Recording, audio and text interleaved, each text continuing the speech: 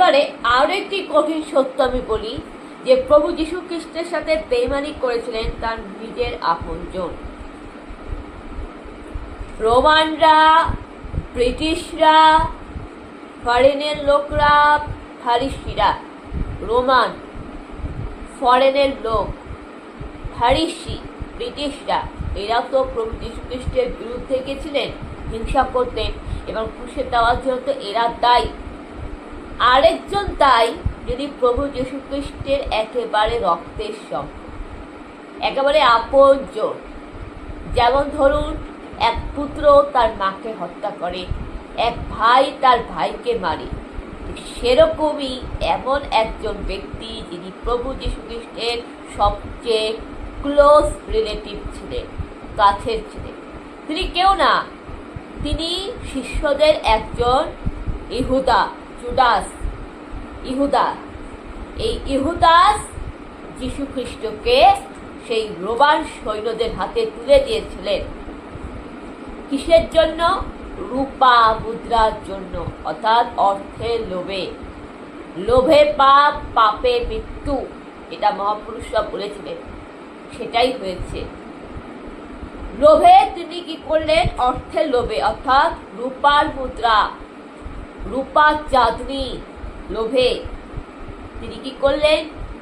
তার কাছের আপনজন, প্রিয় মানুষ প্রভু যীশু খ্রিস্টকে রোমান সৈন্যদের হাতে তুলে দিলেন ক্রুশে হত্যা করার জন্য।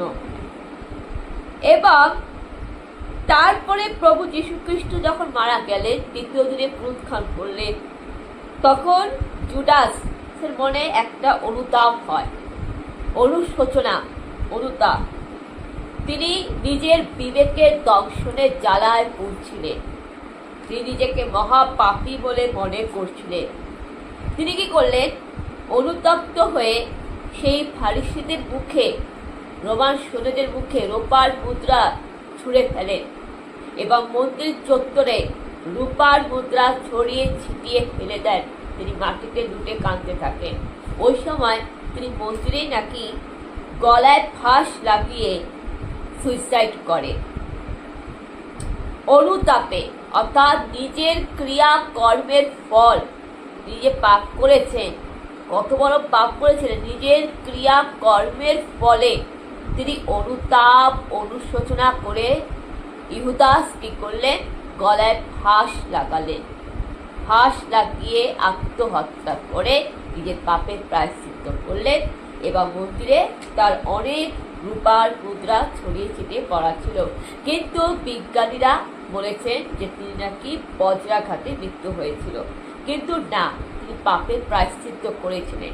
একেই বলা হয় লোভে পাপ, পাপে মৃত্যু। আমরা পালিত মাতার কথা শুনেছি, যশোদা মাইয়া। এখানে যশোদা মাইয়ার মতনই সাধু যোসেফকে আমরা মানি, যিনি পালিত পিতা। সেই পালিত পিতা যখন প্রভু যীশু খ্রিস্টকে দত্তক নিলেন, তিনি মাতা মারিয়ামকে বিবাহ করলেন। কেন? ওই সময় নিয়মই হচ্ছে যে একটা পরের স্ত্রীকে, পরের সন্তানকে নিজের সন্তান রূপে দত্তক নেওয়া, এবং সেই সন্তানের মাকে তো এমনি রাখা যাবে না, সমাজে তো নানা কথা বলবে। তখন যোসেফ কি করলেন? মাতা মারিয়ামকে বিবাহ করে দিলেন। একটা পুত্র সন্তানের জননীকে যোসেফ বিবাহ করে দিলেন। মাতা মারিয়াম তার স্বামীকে পেলেন এবং প্রভু যীশু খ্রিস্ট তার পিতাকে পেল, তার পিতার পরিচয় পেল। সাধু যোসেফ সেই যীশু খ্রিস্টকে দত্ত নিয়েছিলেন। সেই থেকে প্রভু যীশু খ্রিস্টের পিতা হলেন সাধু যোসেফ, মাতা মারিয়াম, এবং তার জন্মের পরেও আরো 3-4টা ভাই বোন জন্ম হয়। প্রথম সন্তান হচ্ছে প্রভু যীশু খ্রিস্ট, তিনি হচ্ছেন পরিবারের জ্যেষ্ঠ সন্তান। তার ভাই আছে, তার বোন আছে ইয়াকব। ইয়াকব প্রভু যীশু খ্রিস্টের ভাই। ইয়াকবটা কে?